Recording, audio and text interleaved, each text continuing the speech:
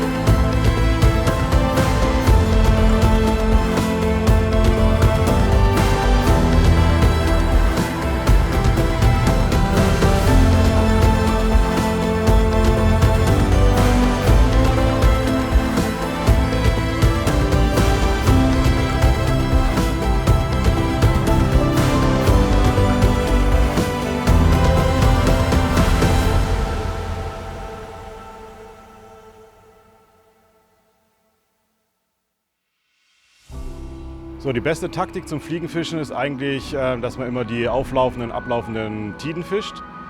Wie gesagt, die Flats fallen teilweise komplett trocken. Das heißt, man muss das Fliegenfischen immer so timen, dass man entweder die Push-Tide hat oder halt dementsprechend bei hohem Wasser schon aufs Flat rauf geht und dann die fallende Tide fischt. Sieht so aus, dass man dann vom Boot aus abgeladen wird. In der Regel ist es ziemlich gut, von außen anzufangen zu fischen an der Außenkante, wenn das Wasser hochläuft.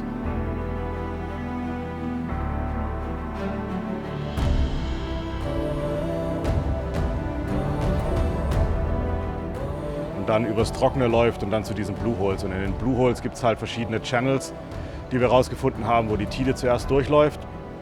Und da haben wir die meisten Fische gesehen und auch den meisten Fischkontakt gehabt.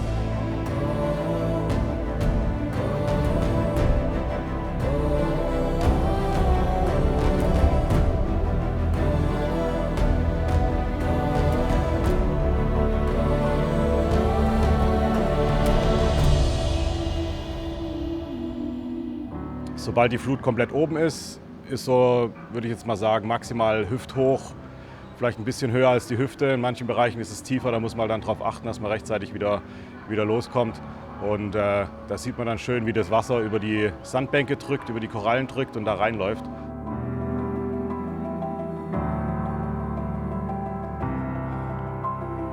Sobald die Flut oben ist, fischt man in die gegengesetzte Richtung, also von den Blue Holes weg, Richtung Drop-Off.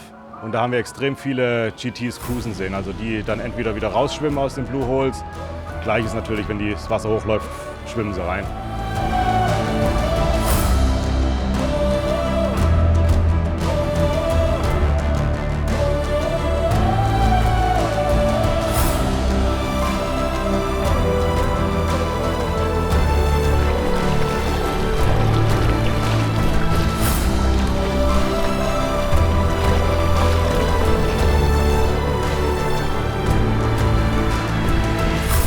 Fuck!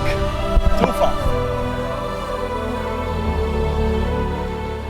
Die meisten Fische sind überhaupt nicht spooked. Das kennt man ja aus anderen Destinationen, dass wenn man einen Fehlwurf macht, der Fisch gleich weg ist. Yes!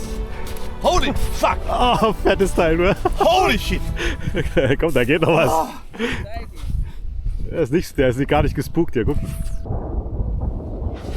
Ja. Ah! Not spooked! It was 2 times on.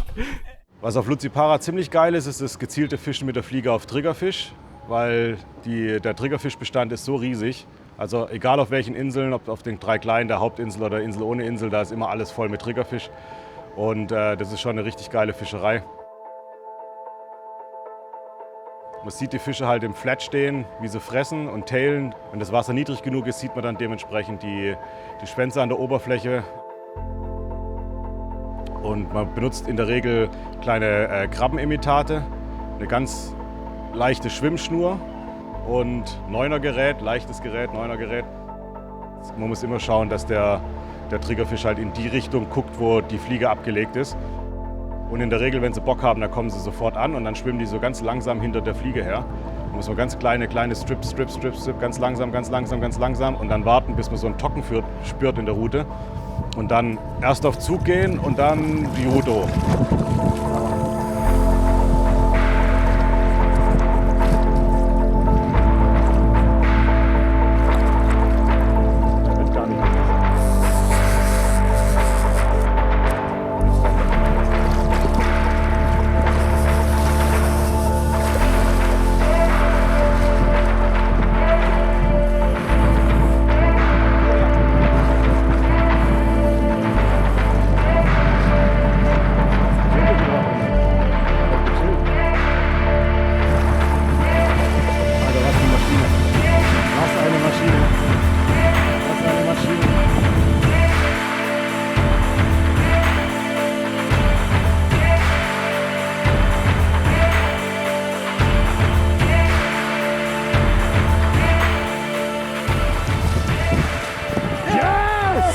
Was für eine Maschine, Alter! Was für ein geiles Teil! Junger Vater, ist das ein Gerät! Ja, Mann, what a fucking machine, Mann! Ja, Alter! Watch this shit! Fuck, big, Mann, big. Was uns extrem überrascht hat, ist das Durchschnittsgewicht von den Triggerfischen. Also da war selten einer dabei, der unter 50 cm hatte. Die meisten waren alle drüber. Wir haben eingefangen mit 58,5 cm. Weltrekord ist 54. Hätten wir anmelden können. Haben wir nicht gemacht, haben ein cooles Bild gemacht, haben wieder schwimmen lassen. Ich würde sagen, wer einen Triggerfisch fangen will auf die Fliege, der ist in Luzipara genau richtig, weil man extrem viele Chancen hat. Die Fische sind nicht spooked und das passt auch alles. Super Potenzial fürs Triggerfischangeln. Dann natürlich das Highlight zum Fliegenfischen ist natürlich der GT. Also viele Fliegenfischer, deren Traum ist es immer mal, einen GT mit der Fliegenrute zu fangen. Und ich glaube, in Luzipara hat man eine super Chance. Wir hatten Tage, wo wir teilweise 7, 8 GTs anwerfen konnten. Muss alles immer ganz schnell gehen. Hier, da ist noch einer. Hier, der jagt.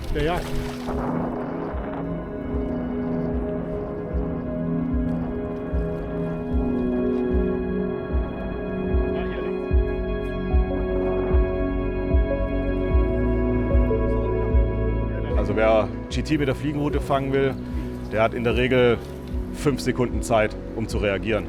Man sieht den Fisch, muss ihn sofort anwerfen und dann sofort ganz schnell strippen. Dann kommen die Fische angeschossen. Und oftmals hauen sich den Köder halb brutal weg. Oh ja, komm, GT. Yes! Hack ihn, yes!